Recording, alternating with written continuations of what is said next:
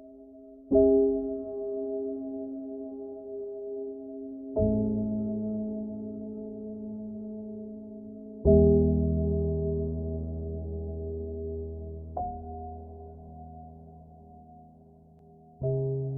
there life after death? We all want to know the answer. And more than this, in assuming that there is life after death, we want to know the specifics, what that entails, where exactly do we go, what happens to us, and so on. And depending on who you ask, you'll find a variety of different answers, which are really mostly just speculation, because how would anyone really know for certain unless they've died and then lived to tell about it? Now, I have my own beliefs about this matter, but belief is not the same as truth. Believing something doesn't make it true. Whatever is real, regardless of what one believes. But what interests me more than this is, why do we seek such answers in the first place? Why do we seem so fascinated by this mystery? The one thing we all know for certain is that we will die, or rather, this body will die. This much we know: death is an inevitable part of life, and relatively speaking, life is very short-lived. So at some point, each of us will find out the answer for ourselves. There's no avoiding it. But what interests me is, why do we feel such a strong need to know right now? Why is it so important to know what happens after this body dies, or whether there's anything to experience afterward at all? I think that our belief concerning whether or not there is life after death and what that might entail can have a very powerful influence on how we live our lives in this present moment. Many of those beliefs may offer us a great sense of comfort. To believe that when we die, for instance, we will go to a place where there is no sorrow or suffering, offers us some relief from our sorrow and suffering that we're experiencing here, right now, in this life.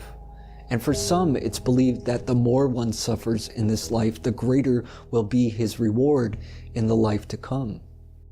But what if they're wrong? What if consciousness does continue on without the body, but we carry with us all of the psychological baggage that we've been collecting in this life? What if we take all of that with us? All of the sorrow and suffering that we've accumulated? What if this is what determines our experience in the afterlife?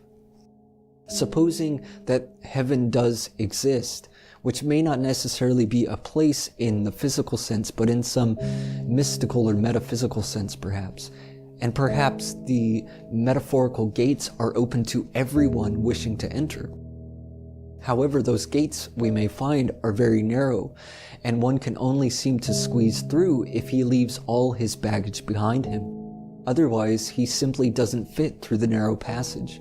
Not that he is turned away, but by his own doing, his own attachments, his own psychological accumulations, the load he is carrying is just too wide to fit. And perhaps if one is unwilling to relinquish all of that, the weight of those attachments causes us to sink back down into this material existence, to take birth once again in a physical body, to go through the process all over again, and to repeat it as many times as are needed until we finally learned how to let everything go. I'm not saying that this is definitely how it works. This is my own speculation. And speculation ultimately means uncertainty. But what I'm getting at is that many people use this belief in the afterlife as an excuse to remain stuck in their sorrow and suffering, to cling to their attachments, and to comfort themselves in such a way that they need not do anything about it in the here and now. But let's look more deeply at this question. If we suppose that there is life after death, death really only means death of the body. And what this suggests is that who we are is not this body, but that which inhabits the body. In other words, consciousness. And if consciousness survives the death of the body, would not that consciousness carry with it all that is contained within it. And where is our sorrow and suffering if not in our consciousness? It doesn't exist out there. It doesn't exist outside of ourselves. Whatever we suffer, psychologically speaking, we suffer within. So suppose that what we have come to call heaven and hell are not places where one goes when one dies, but rather states of consciousness. And if they are states of consciousness, then what difference does it make whether the body is alive or dead? It is what we hold in our consciousness which determines whether we experience heaven or hell.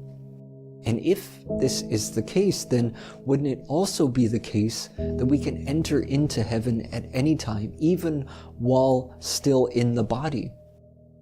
Furthermore, assuming this is indeed the case, wouldn't it be reasonable to assume that if we cannot enter into heaven in the here and now, that there is little hope of entering after the death of the body, because ultimately it has nothing to do with the body and everything to do with consciousness. Even Jesus said to his followers, "Do not look to the sky, do not look here and there, for the kingdom of heaven is within you." And another time he said that the kingdom of heaven is at hand, which seems to suggest that it is here and now, available in this very moment. So what are we waiting for? We all want to know what happens when we die, but why is this such a great concern to us? We're going to find out one way or another. What should be of greater concern is how we're living right now in this moment, because this is where we are right now in this moment. Perhaps if we were living well, if we were living a life that was joyful and fulfilling, we wouldn't have any concern at all about what is to come. Perhaps if we entered into that kingdom of heaven right here in this life, we wouldn't have to worry about whether or not we might find ourselves there in the life to come. Perhaps we wouldn't be so afraid of death if we were truly embracing life. And when I say that we should embrace life, that we should live life fully, I'm not suggesting that we try to cram as much pleasure and gratification into it as we can. I'm not suggesting that we run around trying to fulfill all of our desires and to accumulate whatever wealth we can get our hands on, that we indulge our senses as far as they can be indulged. What I'm suggesting is that we find a deeper, lasting sense of fulfillment which doesn't depend on any of that. Because if our happiness depends on any sort of material pleasure or circumstance, then what happens when we leave this material world? If our enjoyment of life depends upon bodily sensations, then how will we maintain that enjoyment when the body is left behind? So what I'm talking about here is a kind of inner fulfillment, an inner peace and contentment far beyond the influence of the external material reality. And how do we attain that? How do we discover that within ourselves? This life is short and death is sure to come. That much is certain. Don't worry about that. It's guaranteed. But in the meantime, how are you living? How are you utilizing this time? How are you utilizing this mind and this body? How are you utilizing the very circumstances of this life in order to find passage into that inner kingdom? Socrates offered this wisdom just before he was put to death. He said that the unexamined life is not worth living.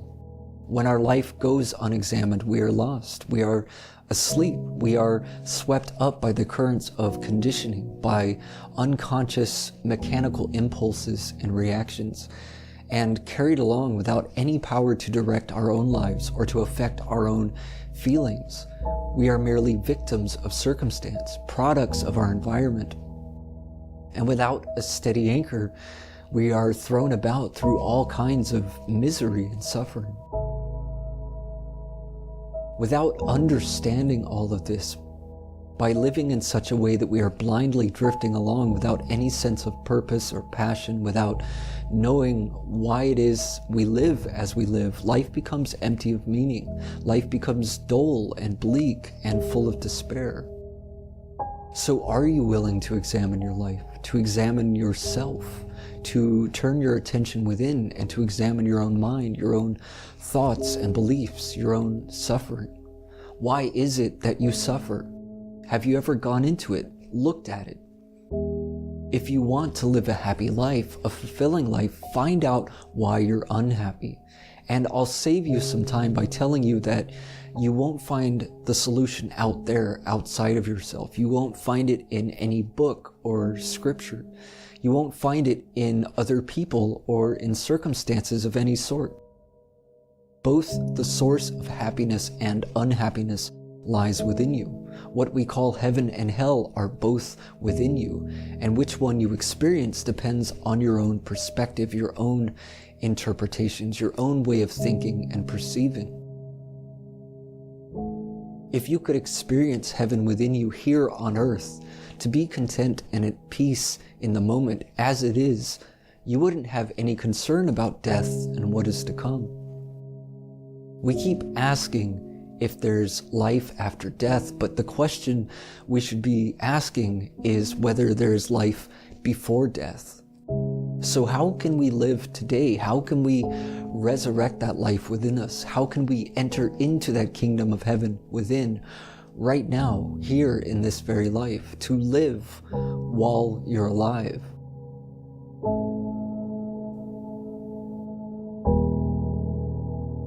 If you find value in this content, be sure to like, share, and subscribe.